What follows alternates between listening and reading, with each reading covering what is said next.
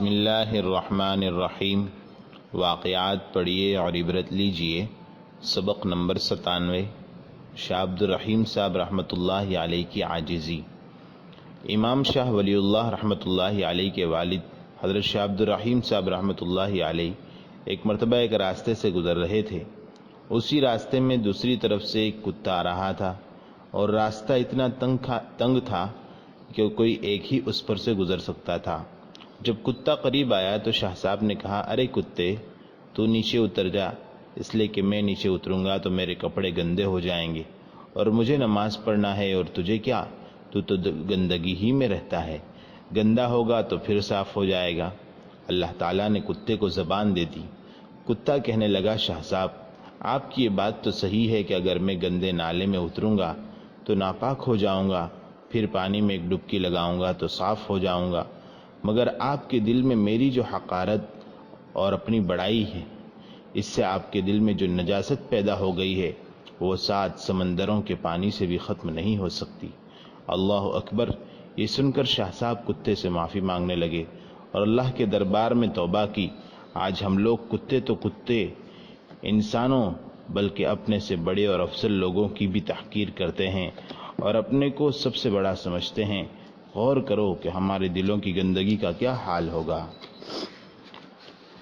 عبداللہ بن مبارک رحمۃ اللہ علیہ کی عاجزی۔ امام عبداللہ بن مبارک رحمۃ اللہ علیہ ایک مرتبہ مجلس میں بڑے بے چین تھے، پریشان تھے۔ پوچھا گیا کہ حضرت کیا بات ہے، کیوں پریشان ہیں؟ تو فرمایا کہ میں نے آج ایک ہمت کا کام کر لیا ہے جس کی وجہ سے افسوس ہو رہا ہے اور پریشانی ہو رہی ہے کہ میں نے کتنی بڑی ہمت کی ہے۔ لوگوں نے پوچھا کہ آپ نے ایسا کیا کام کر دیا ہے؟ تو فرمایا کہ آج میں نے اللہ سے دعا کرتے ہوئے جنت مانگ لی۔ میں کہاں اس کا حقدار ہوں کہ میں نے اس کی مانگ کی ہے۔ حضرت تھانوی رحمۃ اللہ علیہ کی عاجزی۔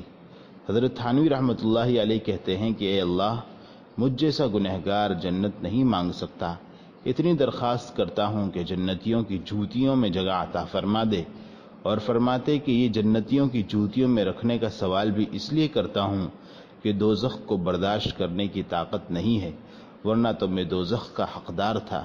یہ حضرات بھی عجیب تھے، علم و عمل، تقوی اور طہارت، عبادت اور ریاضت سب ہے، مگر عاجزی کا یہ عالم، اور ایک ہم ہیں کہ کرتے تو کچھ نہیں مگر جنت سے کم پر راضی ہی نہیں، اور یہ سمجھتے ہیں کہ ہم اس کے پوری طرح حقدار ہیں۔ حاجی امداد اللہ صاحب رحمۃ اللہ علیہ کی تواضع۔ حضرت حاجی امداد اللہ صاحب مہاجر مکی رحمۃ اللہ علیہ اتنے بڑے آدمی تھے، شیخ المشائخ تھے، ہزاروں علماء صوفیاء کے رہبر تھے، پھر بھی دعا میں رات میں اٹھ کر یوں کہتے کہ اے اللہ، میرے پاس کچھ نہیں ہے، بالکل خالی ہوں، مگر تیرے بہت سے نیک بندے مجھے اچھا سمجھتے ہیں، ان کے نیک گمان اور ان کے طفیل میری مغفرت فرما دے۔